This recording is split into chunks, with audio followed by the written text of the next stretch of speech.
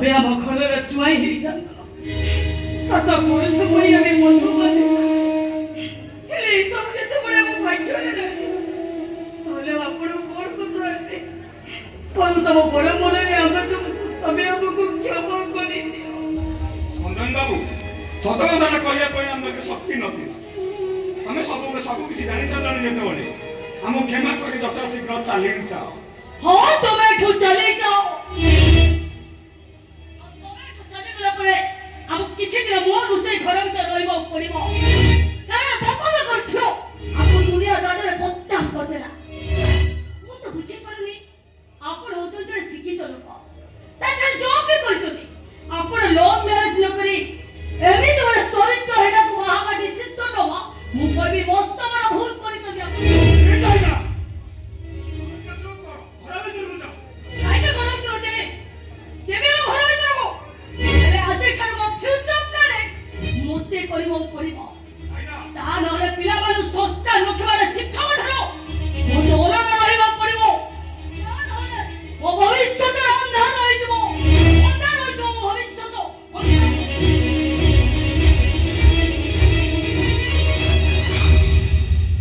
अंधार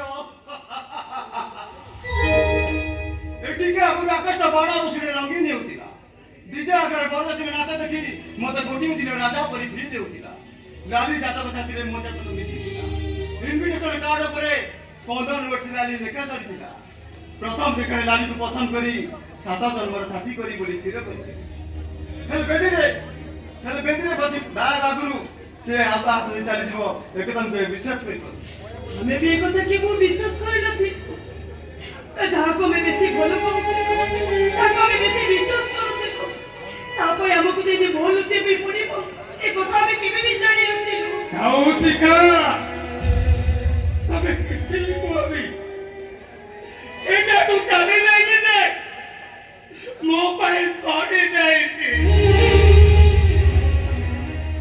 तबे से मो बोला खबर तुली ए बेटी की दौड़ी आछे तबे दुआर बंद मारिबा तू तो कथा बनी एटा तो मो समीरो से तो इच्छा नहीं गया आपण लाली मैडम के एते बड़ अभिशाप दियंतु आपण मते पसंद करी ज्वाइन करी लोग स्थिर करी लाली को मु भी पसंद करी म करी हेला में कहीं भी जाने को चेष्टा करना दी लाली मैडम को पसंद को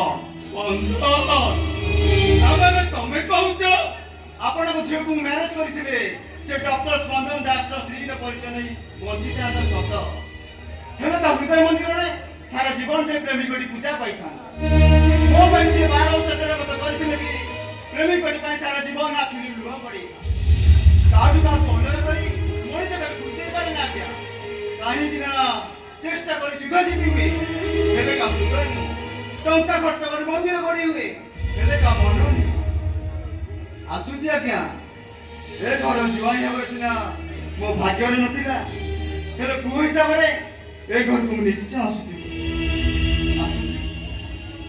आसुची देवंत स्पंदन बाबू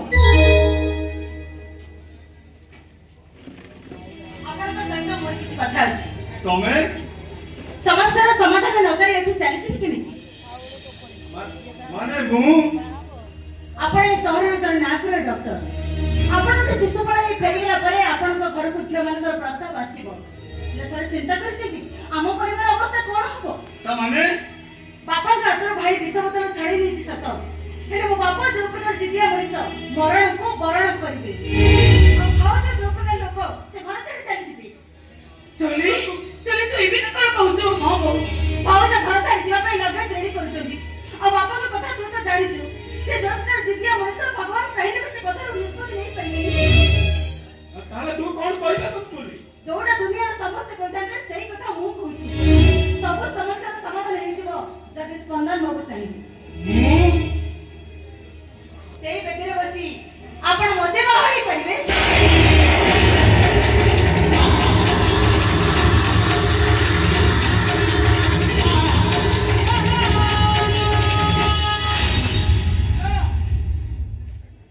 अनेक बात चिंती निष्पत्ति लेछि स्पंदन बाबू आपण शिशु पळे घर को फेरिबेनी कि मो परिवार रे किछि क्षति होबनी केवल आपण को गोटिया मुहरे सब समस्यार समाधान हे जिवो ମୋ ବାପାଙ୍କ ହାତରେ ବିଷ ବୋତଲ, ଭାଉଜଙ୍କ ହାତରେ ଲଗେଜ, ଆଉ ମୋ ଅପା କରିଥିବା ଭୁଲ ପାଇଁ ସବୁ ଇଚ୍ଛାକୁ ଜଳାଞ୍ଜଳି ଦେଇ ମୁଁ ଆପଣଙ୍କ ସ୍ତ୍ରୀ ହେବାକୁ ରାଜି।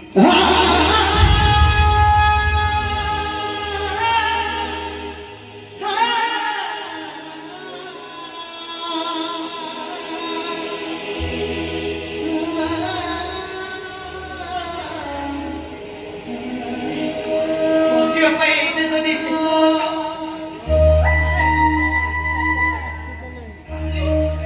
তুমি সে বাটের চলে ভাই মনে করিস কথা ও তোমাকে হাত ছড়ুছে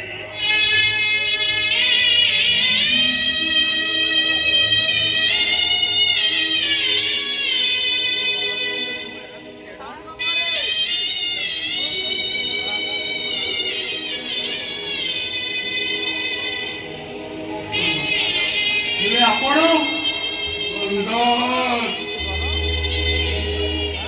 ନଈସ୍ୱରେ ଭାସି ଯାଉଥିବା ଲୋକଟା ଗୋଟେ କୁଟେ କୁହତେ ଭରସା କରିଥାଏ ଆଉ ତାକୁ ଭଗବାନଙ୍କ ଆଶୀର୍ବାଦ ବୋଲି ଭାବିଲେ ଲୋକଲଜ୍ଜା ଭୟରେ ଆତ୍ମହତ୍ୟାର ମହାପାପକୁ ଆଲିଙ୍ଗନ କରିବାକୁ ଚାହୁଁଥିବା ସମ୍ବିଧାନ ମହାପାତ୍ର ପାଇଁ ତମେ ସେମିତି ଗୋଟେ କୁଟା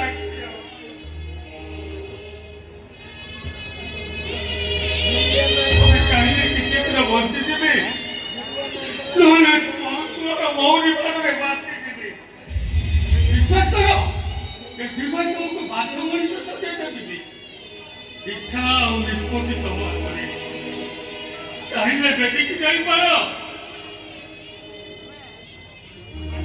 ନହେଲେ ମୋର ନେତ୍ରୀ ଧରି ଫେରି ଯାଇପାର। ହଁ ସୋଦନ ବାବୁ ଶୁଭବେଳ ଗଡ଼ି ଯାଉଛି ତମେ ସତ କଥାର ପ୍ରକଟ ହେବା ଆଗରୁ ମାନବ ଚୁଲିର ସତ ସତ୍ୟ ସ୍ୱାମୀ ହେଇଯାଅ। କିନ୍ତୁ ମୁଁ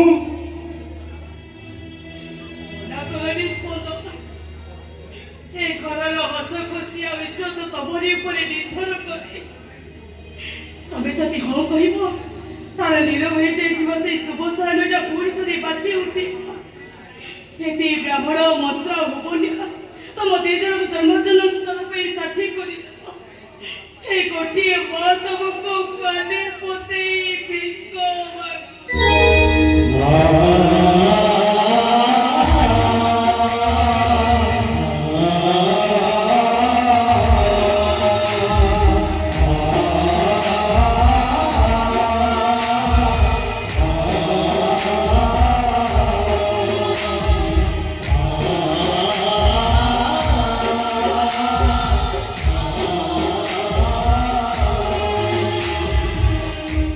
ହେ ଭଗବାନ ଏମିତି ପରିସ୍ଥିତିରେ ମୁଁ କଣ କରିବି ନିଜେ ବି ଜାଣିପାରୁନି।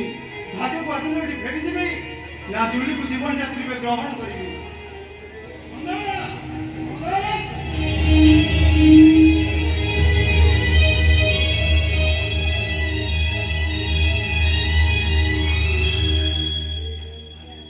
ଏଠି ତୁ କଣ କରୁଛୁ? ଏଠି ତୁ କଣ କରୁଛୁ? ଯେତେବେଳେ ଚୁଲି ଚାଲି ଯାଇଛି ଆମେ ଏଠୁ ଫେରି ଯିବାକୁ ହବ। ଚୁପଚାପ ରହି ଘର ବାଟ ଦେଇ ଆମେ ଛାଡ଼ି ଯିବାକୁ ହବ। ହବ ଏମାନଙ୍କ ବିଚାର ମୁଁ ବିଚାର କରିବି। ବିଚାର ପରେ ମାନେ କରିସାରିଛନ୍ତି ଆରେ କି ବିଚାର? ଲାଲି ବଦଳରେ ଏ ଘର ସାନ ଝିଅ ଜୁଲିକୁ ମୁଁ ମ୍ୟାରେଜ କରିବି।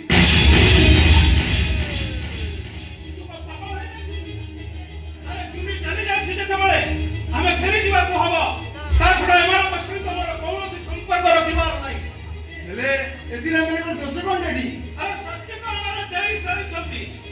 ନିଜ ଝିଅର ଚରିତ୍ର ବିଷୟରେ ଜାଣି ମଧ୍ୟ ଆମକୁ ରବାହତ୍ୟା କରିବା ପାଇଁ ନାଇଁ ସୁରେନ୍ଦ୍ର ବାବୁ ମୁଁ ଭଗବାନଙ୍କୁ ଦ୍ୱାରି ଦେଇ କହୁଛି ଏତେ ଆମେ କିଛି ବି ଜାଣିନୁ। ଆମେ ତ ଜାଣିଥାନ୍ତୁ ମୁଁ ନିଜେ ଯାଇ ଆପଣଙ୍କୁ କ୍ଷମା ମାଗି ମନା କରି ଦେଇଥାନ୍ତି। ଆପଣ କୁହନ୍ତୁ କୋଉ ବାପା ମାଙ୍କ ଚାହାନ୍ତି ତାଙ୍କ ଛୁଆମାନେ ନିଜ ଇଚ୍ଛା ବିରୁଦ୍ଧରେ ବାହା ହେବା ପାଇଁ। ତା ଛଡ଼ା ଆମେ ଏତେ ପ୍ରସ୍ତାବ ମନା କଲା ପରେ ବି ଆପଣଙ୍କ ପ୍ରସ୍ତାବରେ ଆମେ ରାଜି ହେଇଥିଲୁ। ହେଲେ ଆମେ ଜାଣିନଥିଲୁ ଆମ ଝିଅ ଏତେ ବଡ଼ କଥାଟା ଆମକୁ ଲୁଚେଇ ରଖିଥିବ ବୋଲି। କିଛି ଭୁଲ ନ କରିବି ଆମେ ନିଷ୍ପତ୍ତି ପାଉଛୁ ସୁରେନ୍ଦ୍ର ବାବୁ। ଆପଣ ଚାହିଁଲେ ଆମକୁ ଏ ନର୍କ ଯନ୍ତ୍ରଣାରୁ ମୁକ୍ତି କରି ଦେଇପାରିବେ।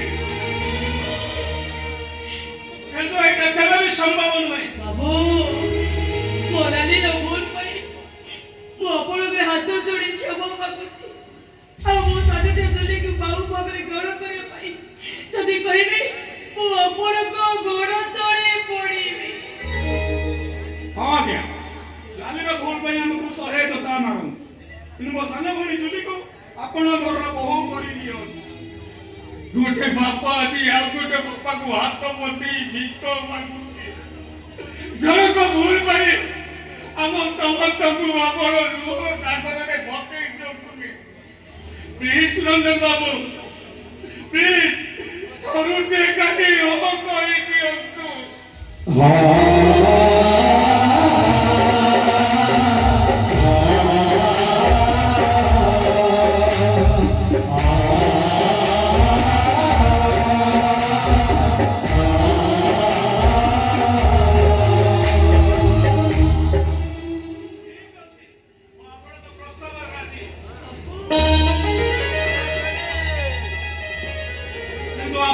सानो छे प्रस्ताव राजी प्रस्तावटा मु ଦେଇଛି ଆଜ୍ଞା ପୁଣି ଅରାଜି କାହିଁକି ମୋ ଅପା କରିଥିବା ଭୁଲ ପାଇଁ ତା ପାଇଁ ଆସୁଥିବା ଝଡ଼କୁ ମୁଁ ତା ସାମ୍ନାରେ ପାହାଡ଼ ହୋଇ ଛିଡ଼ା ହେଲି ଯୋଉ କଥାଟା ସମସ୍ତେ ମୋତେ କହିକି ବାଧ୍ୟ କରିଥାନ୍ତି ସେଇଟା ଆଜି ମୁଁ କରିବାକୁ ବାଧ୍ୟ ହେଇଛି ମନେ କରୁଥିଲି ଆଜ୍ଞା ମୁଁ ଏ ପ୍ରସ୍ତାବରେ ରାଜି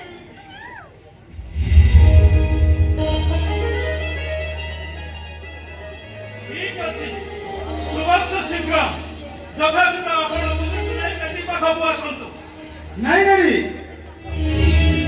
ତୁମକୁ ଜୀବନ ଜାତି କରିବା ପୂର୍ବରୁ ମୋର ଗୋଟିଏ ସର୍ତ୍ତ ଅଛି କି ଶକ୍ତି ତୁମ ଜାତିର ବେଦିରେ ବସିବନି କି ଅଗ୍ନି ଦେବତାଙ୍କୁ ସାକ୍ଷୀ ରଖି ଆମର ହାତ ଗଣ୍ଠି ପଡ଼ିବନି କେବଳ ଆପଣମାନଙ୍କ ସାମ୍ନାରେ ମୁଁ ତାକୁ ଟୋପେ ସିନ୍ଦୁର ପିନ୍ଧେଇ ଆମ ଘରକୁ ନେଇଯିବି କିନ୍ତୁ କାହିଁକି ନା ଏ ଟିକେ ଆଗରୁ ମୋର ବେଦୀ ବ୍ରାହ୍ମଣ ଅଗ୍ନି ଦେବତା ଉପରେ ଭରସା ତୁଟି ସାରିଛି ଏସବୁ ରୀତିନୀତି କେବଳ ଏକ ପ୍ରହସନ ତା ହେଇନଥିଲେ ଅଗ୍ନିକୁ ସାଥୀ ରଖି 7 ଜନ୍ମର ସାଥୀ ହେଲା ପରେ ପ୍ରତିଦିନ ଭାରତରେ 10,000 ଡିଭୋର୍ସ ହେଉନଥାନ୍ତା ସ୍ତ୍ରୀଙ୍କ ସ୍ୱାମୀକୁ ଇଏ କାଳ ଦେବତା ମାନି ବର୍ଣ୍ଣମାଳ ପିନ୍ଧାଇଲା ପରେ ଓଏହୋଟେଲ ରେଜିଷ୍ଟରରେ ଆଉ କା ସାଥିରେ ସାଇନ୍ କରୁନଥାନ୍ତା ରାଶି ନକ୍ଷତ୍ର ଶୁଭ ଲଗ୍ନ ଜାତି ଜାତକ ସବୁ କିଛି ଠିକ ହେଲା ପରେ ଲାଡ଼ି ତା ପ୍ରେମିକା ପାଖକୁ ଧାଇଁ ଯାଇନଥାନ୍ତା ତାମାନେ ଆପଣ କହୁଛନ୍ତି ସଂସାରର ସବୁ ବାହାଘର ବେଦୀ ଉପରେ ଅଗ୍ନିକୁ ସାକ୍ଷୀ ରଖି ହୁଏନି କିଛି ବାହାଘର ବେଦୀ ଉପରେ ଧର୍ମକୁ ସାକ୍ଷୀ ରଖି ଆଉ ମନର ମନ୍ଦିରରେ ବେଦୀ ଉପରେ ଧର୍ମକୁ ସାକ୍ଷୀ ରଖି ହୋଇଥାଏ ଆପଣ ଯେମିତି ଚାହିଁବେ ସେମିତି ହବ କେବଳ ଆପଣଙ୍କ ଗୋଟିଏ ହଁରେ ସବୁ ସମସ୍ୟାର ସମାଧାନ ହେଇଯିବ ମୁଁ ରାଜେଶ ସ୍ପନ୍ଦନ ବାବୁ ସବୁ ଇଚ୍ଛାକୁ ଜଳାଞ୍ଜଳି ଦେଇ ମୁଁ ଆପଣଙ୍କ ପ୍ରସ୍ତାବରେ ରାଜି ନାଇଁ ରେ ମା ଏ ପାପର ପ୍ରାୟଶ୍ଚିତ ତୁ କାହିଁ କରିବୁ ସବୁ ଭୁଲର କ୍ଷମା କରିପାରେ ସବୁ ପାପର ପ୍ରାୟଶ୍ଚିତ କରିପାରେ ବାବା କିନ୍ତୁ ଅପାର ପାପ କରିଛି ସେ ପାପର ପ୍ରାୟଶ୍ଚିତ ନାହିଁ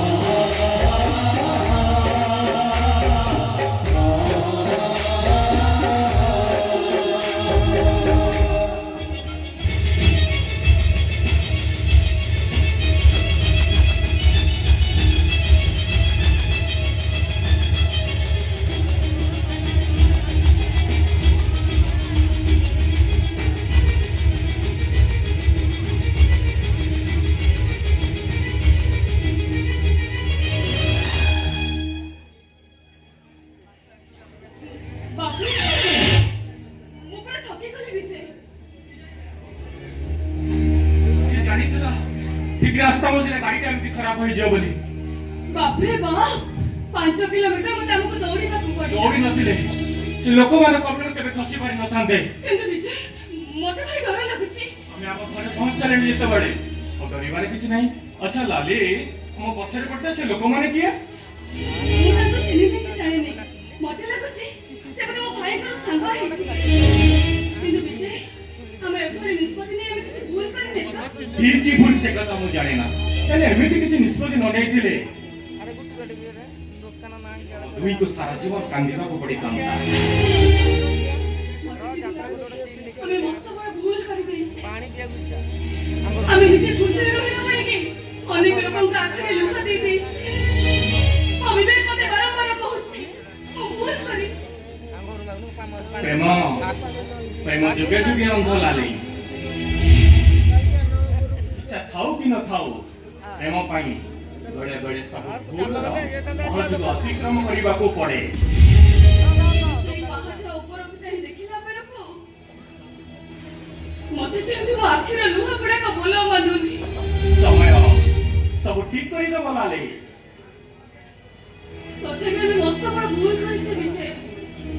ହେଲେ ଏ ବିଜୟ ଅନେକ ଥର ଚେଷ୍ଟା କରିଛି ଆମ ଭଲ ପାଇବାକୁ ଆମ ଘର ଲୋକଙ୍କ ଆଗରେ ପ୍ରକାଶ କରିବା ପାଇଁ। ହେଲେ ମୋର ସାହସ ପାଏନି। ଭାବିଥିଲି ତମେ ମୋ ଭାଗ୍ୟରେ ନାହଁ। ସେଥିପାଇଁ ବାପା ମାଙ୍କ ନିଷ୍ପତ୍ତିକୁ ମୁଁ ମାନି ନେଇଥିଲି। ହେଲେ ବାହାଘର ଦିନ ଯେତେ ପାଖେଇ ଆସିଲା ତମେ ସେତେ ମତେ ମନେ ପଡ଼ିଲା। ଆଉ ବେଳେ ବେଳେ ଫୋନ କରି ଛୋଟ ଛୁଆଙ୍କୁ ପରି କାନ୍ଦିବାକୁ ଲାଗିଲ। ସବୁବେଳେ ଭାବେ ଏଇଟା ବୋଧେ ତମ ପାଇଁ ଲାଷ୍ଟ ଟାଇମ୍ କଲ୍ ଥିବ। ଆଉ କଲ୍ଟା ବନ୍ଦ କରି ସାରିଲା ପରେ ତମେ ମତେ ବେଶୀ ମନେ ପଡ। ତମେ ସିନା ଭୁଲି ଯା କହି ଫୋନ କାଟି ଦିଅ। ମୋ ଆଖିର ଲୁହରେ ଫୋନ ଡିସପ୍ଲେଟା ଓଦା ହୋଇଯାଏ। ଆଉ ଫୋନଟାକୁ ଦେଖି ମୁଁ ବହୁତ କାନ୍ଦେ। ଆଉ ନିଜକୁ ପଚାରେ ପ୍ରେମ ଯଦି ତ୍ୟାଗ ଏ ମନ ଜଣକୁ କାହିଁକି ଏମିତି ଝୁରି ହୁଏ?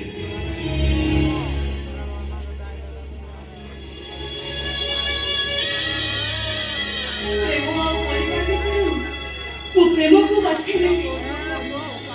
ଜାଣିନି ଆଉ ଆଗକୁ ଆମର କଣ? ହେଲେ କେହି ମୋ ଜୀବନ ନାୟକ ଯଦି କାହାଣୀ ଲେଖିବାକୁ ଚେଷ୍ଟା କରେ ସେ ନିଶ୍ଚୟ ଲେଖିବ ମୋ ଭଳି ପ୍ରେମିକା ସମସ୍ତଙ୍କ ଭାଗ୍ୟରେ।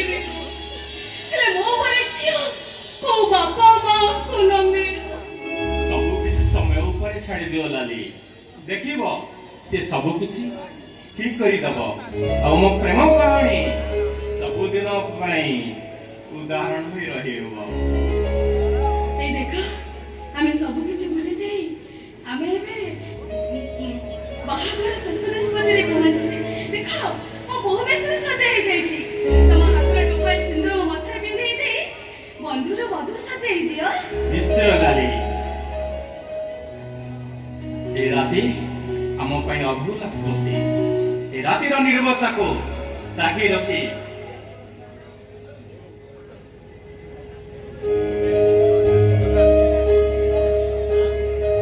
ମୁଁ ତମ ମଥାରେ ସିନ୍ଦୁର ପିନ୍ଧେଇ ଦେବି।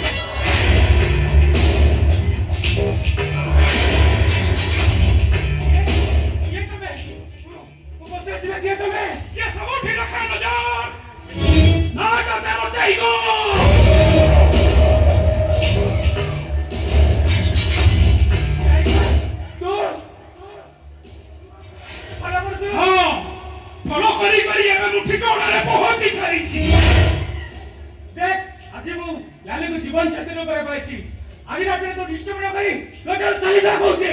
ଆଜି ପରି ରାତିରେ ଉପହାର ନ ଦେଇ ଚାଲିଯିବି କେମିତି?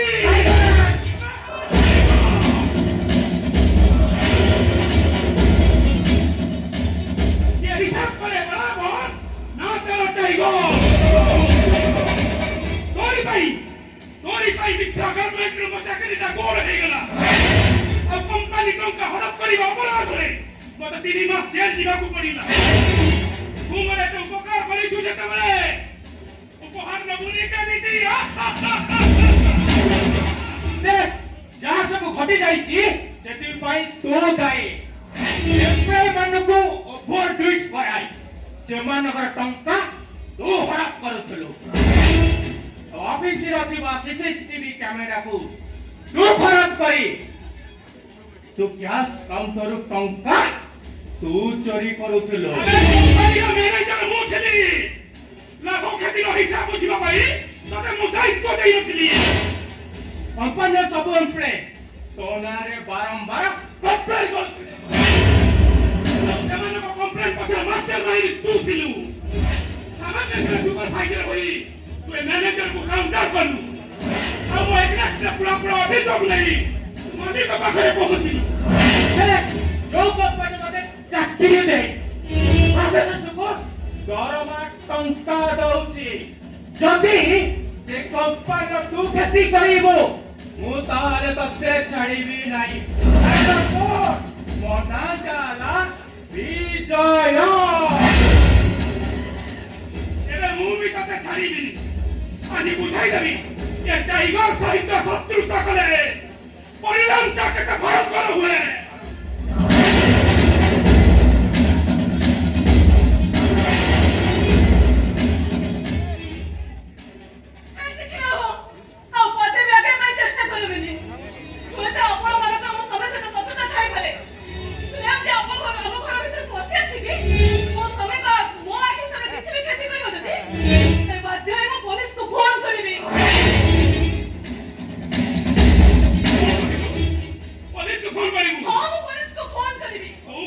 पुलिसको फोन गरिबो मु देखैबी पुलिसको फोन गरिबो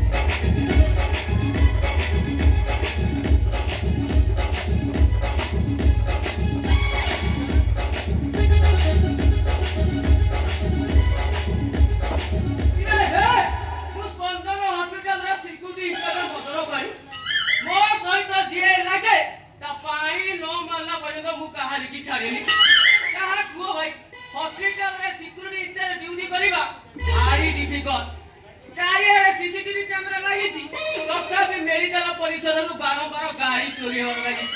ଏଇଟା ସେଟା ହବନି କେମିତି? ନାଇଁ ନାଇଁ ହବନି କେମିତି? ତିନି ସିଫ୍ଟ ଡ୍ୟୁଟି କରୁଛନ୍ତି ସବୁତିକ କାମ ଚୋର।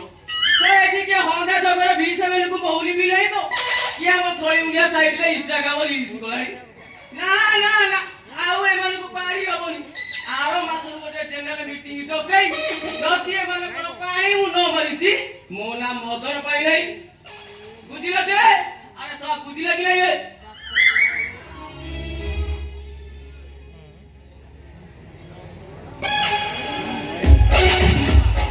ନା ହଉଛି ମୋର ମଦନ ପାଣି ନ କାଟିଦେଲେ ମଦ ପାଣି।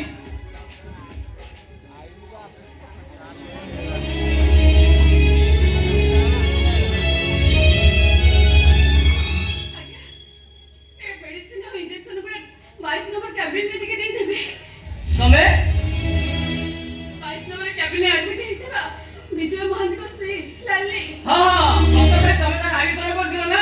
ଆଜ୍ଞା ହେଲେ ତାକୁ କଣ୍ଡିସନ କିପରି ଅଛି? ସେ କଥା ମୁଁ ଜାଣିନି ମଉସା। ହେଲେ ଡକ୍ଟର କହୁଛନ୍ତି ତାଙ୍କ ମୁଣ୍ଡରେ ଶକ୍ତ ଆଘାତ ଲାଗିଥିବାରୁ ଅପରେସନ ହବାର ଅଛି। ରିପୋର୍ଟ ଆସିଲେ ସବୁ କିଛି ଜଣା ପଡିବ। ଆରେ ଏଇ ତ ତୁମ ସ୍ୱାମୀଙ୍କର ଟ୍ରିଟମେଣ୍ଟ କରୁଥିବା ଡକ୍ଟର ହିମାଂଶୁ ବର୍ମା ଆସିଲେଣି। ତାଙ୍କ ସହିତ କଥା ହୁଅନ୍ତୁ ମୁଁ ଏସବୁ କ୍ୟାବିନେଟ୍ ପହଞ୍ଚେଇବି।